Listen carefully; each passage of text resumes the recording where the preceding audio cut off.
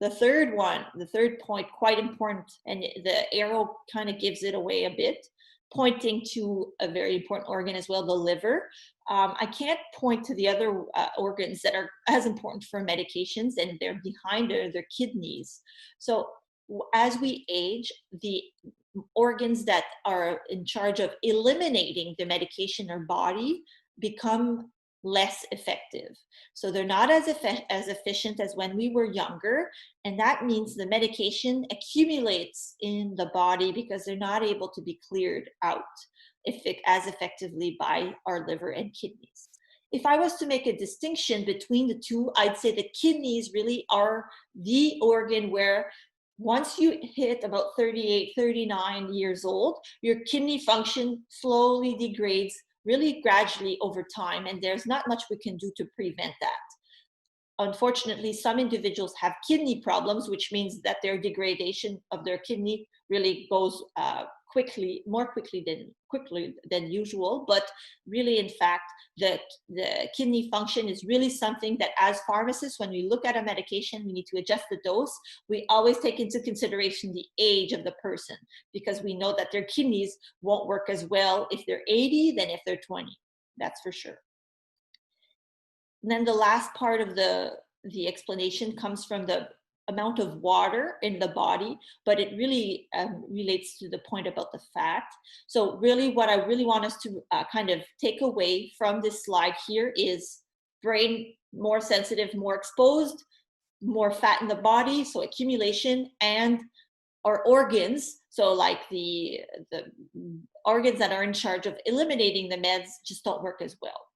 So if I give a medication to someone who's 80 and I give the same dose of that medication to someone that's 20, what will happen? Well, in a lot of cases, the medication will stay longer in the body of the person that's 80. So say it'll work in the body for 12 hours instead of 8. Or it will also be there in higher concentrations and lead to more side effects than in the person that's 20. What's the problem with that? It's that often in tests that are led by pharmaceutical companies, individuals that are 80, individuals that are much older or have chronic conditions are excluded. So that's a problem because when we look at the data that we have on medication, we're actually excluding a huge portion of people in which we're going to use these medicines. So that's a very big issue. So even within the population, there are subgroups of individuals that are more at risk of harmful effects of medications than others.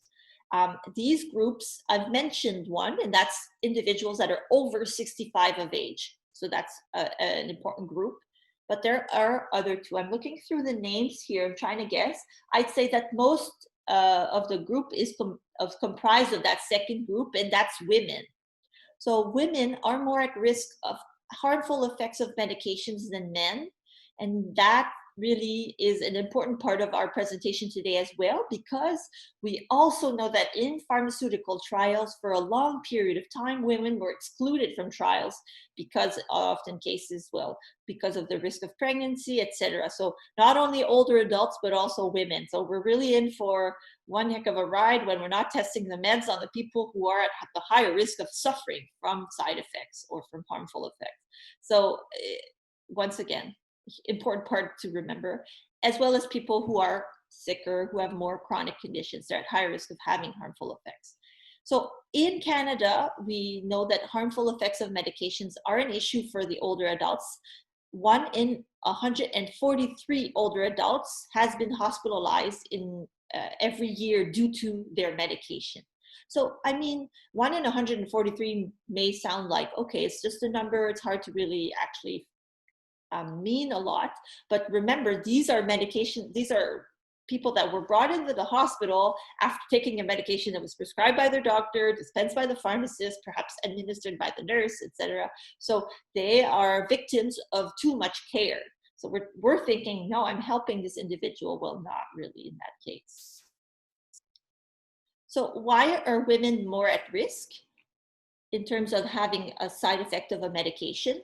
I'll just go back to the notions that we talked about when we saw the body image and the composition.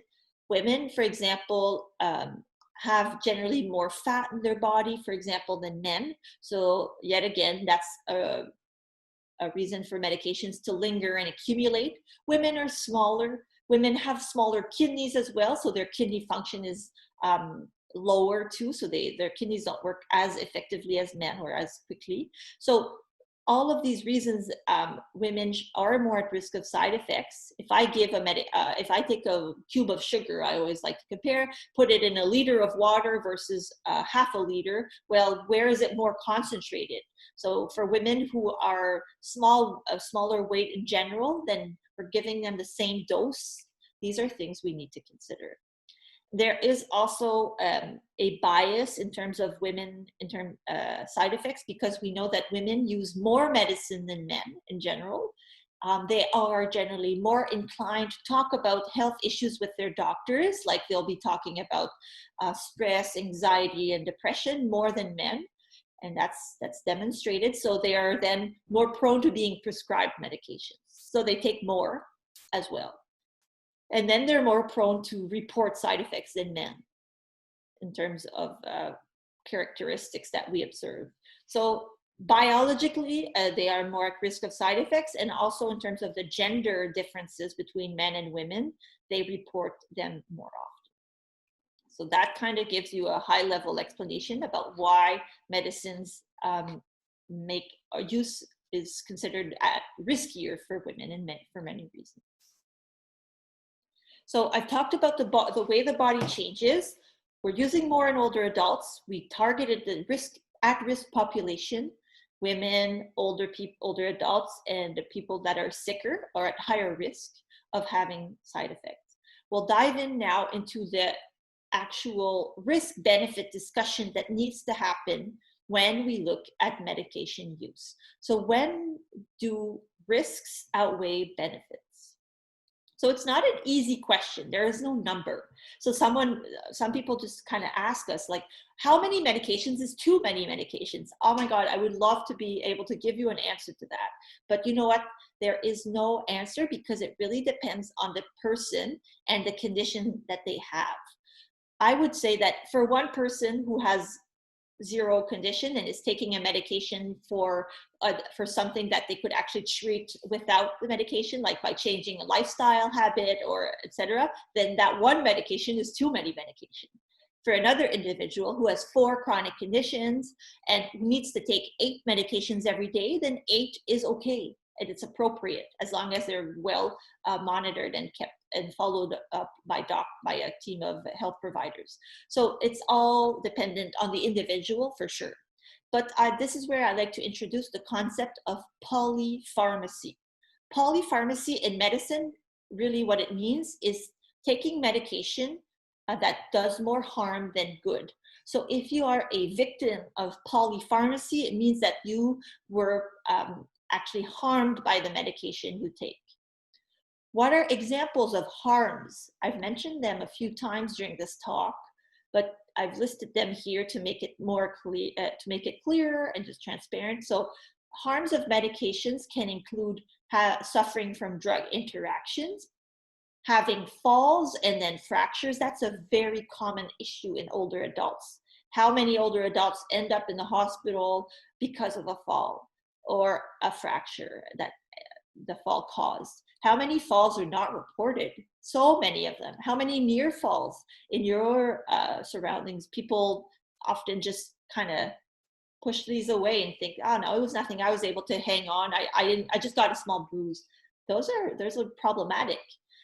Memory problems, so issues with just daily functioning. Medication can have an impact and kind of fog up the brain. So huge issue there.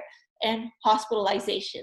So it's harder to count and to track memory issues, but we can certainly track hospitalizations caused by polypharmacy because the medicine caused harm.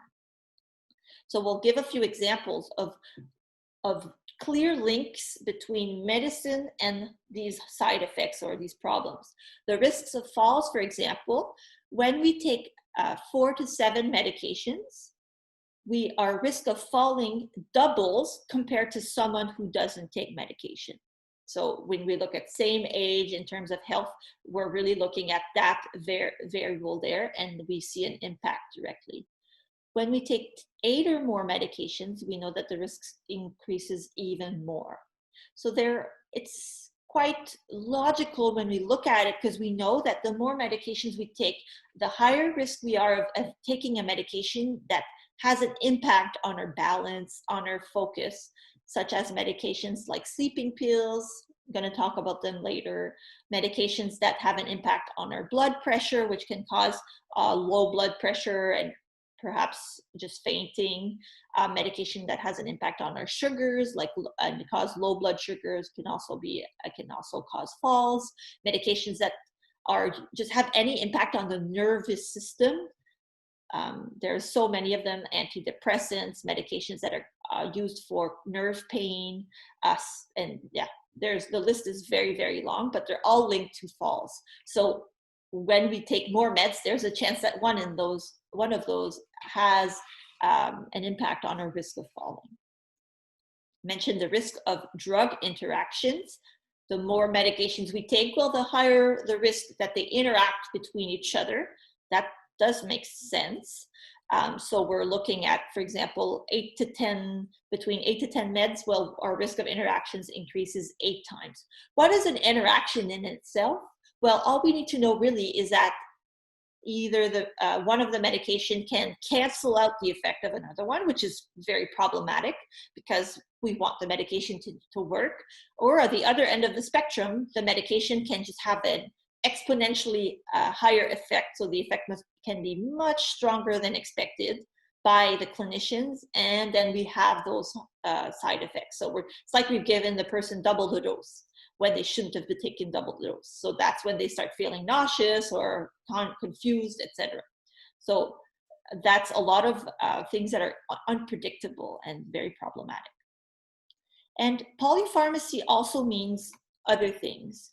It means a risk of forgetting medications or making mistakes. And so it's becoming a challenge when we're taking multiple medications a day to take them at the right time, take them in the right conditions, on an empty stomach, gotta stay sitting for it, or at least straight up for 30 minutes, glass of water, no food.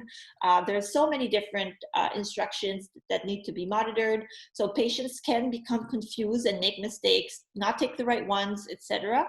That's where I always flag that, pharmacists are there to assist with that. They can provide medication in the specific packaging that can help with adherence to the treatments. That adherence is a word that we use, but that just means taking the right meds at the right time. But are you 100% of the time taking the medications when you should? Let me just guess that it's a no.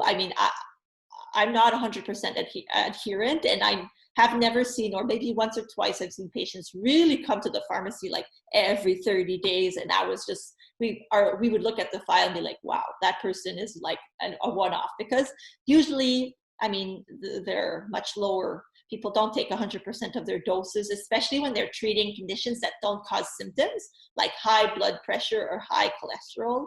Then it's really a discussion to have with them and explain why using 70% or 50% of the doses we don't know what it does. In fact, we're just in the unknown, because in the clinical trials, people take all their doses. They're followed every day and they have to report taking the meds. So yeah, they may be missing out. And the other issue with having medication use that causes more harm than good is that we can cause medication cascades or prescribing cascades. A cascade in itself is using a medication to treat a side effect of another medication. And then people start saying, it's the doctor's job to flag these. They should know, and the pharmacist should know as well. I'm 100%, I agree with you here. Yes, doctors should know, and they should be on the lookout for that. But patients also need to be on the lookout, because they can report and make their job easier, because we know that things do fly under the radar often. So an example of just a patient-initiated prescribing cascade, no health provider involved there, patient goes to the pharmacy and buys, you know, those ZzzQuils off the shelf, you know, sleeping pills. Haven't slept well for a few days. I'm going to take these before bedtime. But you know what? A few days later, they notice they're constipated, and they go back to the pharmacy and buy, you know what, Senecot or whatever, Dulcolax, whatever. Now they didn't create the link wasn't made between the two, but in fact, the sleeping pill caused the constipation. Person went to the pharmacy, bought other medication. So there you go, pure cascade. And that's just a simple example. We could go on. I've seen 4 or 5 meds cascading down from just one. So when we start picking away at those, we can be surprised. So that's huge. If we can flag that we're treating a side effect with another, then yeah, we can really kind of make a big difference for a patient. And when we look at medicine use in general, we can certainly identify that some of them, like overuse of medicine, is a problem. But we also know that there are specific meds that are riskier than others. They're called risky medications. And that definition really is the one that I have there. It's comprised of 2 components. So we need to remember that a risky medication in itself, and here we're talking about used in the older adult population. I'm sorry, I didn't make that clear to start off. So what is a risky medication for older adults? The first point is that when we look at the risks, so when we look at the trials, what's been reported in the population, we see that, oh, this medication actually causes falls. It causes confusion. It causes, you know, low sodium in the blood, and people end up in the hospital. So that's huge risks. And then when we look at the benefits, well, benefits aren't that strong in the older adult population. Well, we see that risks outweigh benefits. So it's, say, the left plate here on the machine, the balance you see there. But the second component is as important. I mean, if a person has a condition and the medicine isn't working well, we need to be able to offer them something else. Sometimes doing nothing is also an option, okay? Because doing nothing is probably safer for the person, okay? But a safer alternative treatment has to be offered to the individual to treat that condition, and that condition can be as effective or more effective. So 2 components. So I'll give you an example of a risky med, and I mentioned it initially. Sleeping pills are a recognized risky med for older adults. So when we look at harm and benefit, we see that risky meds help you fall asleep faster, I guess, by on average 14 minutes, okay? And that's far from in everyone, actually. Only 1 in 13 people benefit from a sleeping pill. So the rest usually don't. It doesn't make a big difference over time. That's the sad truth about them. But you become necessarily over time accustomed to their use. So if you stop them abruptly, then yeah, you feel like you need it because your body has been accustomed to using the pill. So we should not stop them abruptly, never ever, because yeah, it just becomes a whole like vicious cycle of stopping, not sleeping, I need a pill, starting the pill again, etc., etc. So that's the limited benefit of sleeping pills. But then when we look at the risks, just gave a few examples there, we know that they increase the risk of having a car accident. They increase the risk of having a fracture and have an impact on cognitive function. So they have an impact on cognitive function in many ways. I've just given an example here, and it kind of goes back to like the car accident thing, where we're not as kind of acutely aware of in terms of coordination of movement and planning of different sequences in terms of functioning. So this can lead to slower time reaction and concentration issues. So sleeping pills are a risky medication because there is as well an alternative to sleeping pills, and that's called cognitive behavioral therapy for insomnia. Long name, but really if I was to summarize it, I'd say it's a therapy that trains your body to sleep naturally without medication. And it's just like retraining yourself, and it really can be done. It's medication free. It can be done by people at home. It just takes time for sure, more than just a night, a few weeks to put in place, and then the body just retrains. It means not taking naps, getting up in the morning even though we're tired at the same time, and going to bed at the same time every night, or trying to, and just moving more in the day, so being active, etc. So those are just examples of how CBTI works and how sleeping pills can be slowly reduced when possible, when they're used for insomnia. Really, what we're trying to do is to transfer over the person to a safer alternative in this case, which would be the CBTI. So risky meds, I've given you an example. And just to end the first portion of our segment, there are many different risky medications, and there's a specific list out there that the health providers can use. And that list has been used to look at the medications that older adults use in Canada. So what percentage of older adults in Canada take at least one risky medication? You think that they're very common again. So I'll just have you think about it. So Ruth is saying 50%, so she's not too far from the truth, in fact. So 31% of men and 42% of women have in their medication profile at least one risky medication. Okay, so they're common.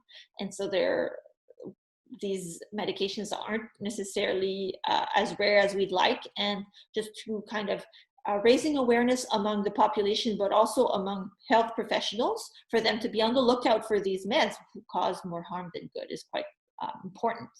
And then when we look at